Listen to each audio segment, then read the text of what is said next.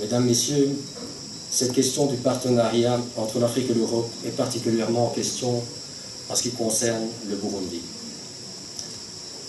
Depuis le démarrage de la crise actuelle, l'Union européenne a considéré que les valeurs fondamentales sur lesquelles se base ce partenariat n'ont pas été respectées, ce qui a amené finalement à la décision de mesures appropriées selon l'article 96 de l'accord de Cotonou prise le 14 mars de cette année.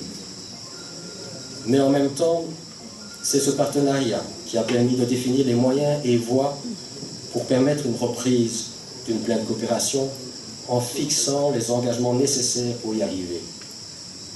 Toutes ces questions nous ont mobilisés en tant que partenaires privilégiés du Burundi et elles ont constitué le cœur de nos relations politiques dans ce cadre et dans le cadre, entre autres, d'une intensification du dialogue politique.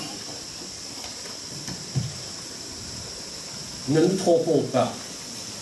Il ne s'agit pas de sanctions ou d'agenda caché. Il ne s'agit ni de complot, ni de volonté de pénaliser un pays, mais il s'agit simplement, en respect des valeurs défendues par l'Europe, de prendre en compte les principes qui sous-tendent notre partenariat et accompagner le pays vers une sortie de la crise.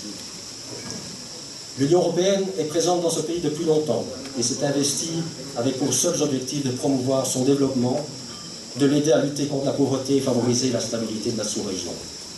C'est pourquoi notre coopération n'est pas totalement suspendue et maintient des programmes directs aux populations.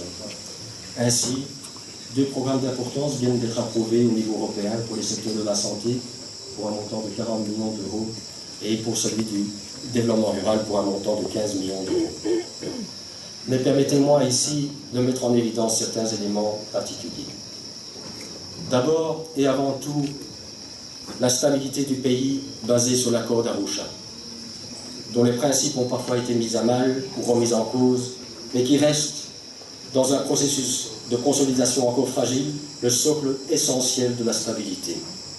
Le remettre en cause aujourd'hui, c'est remettre en cause les acquis de 10 années de stabilité et de consolidation.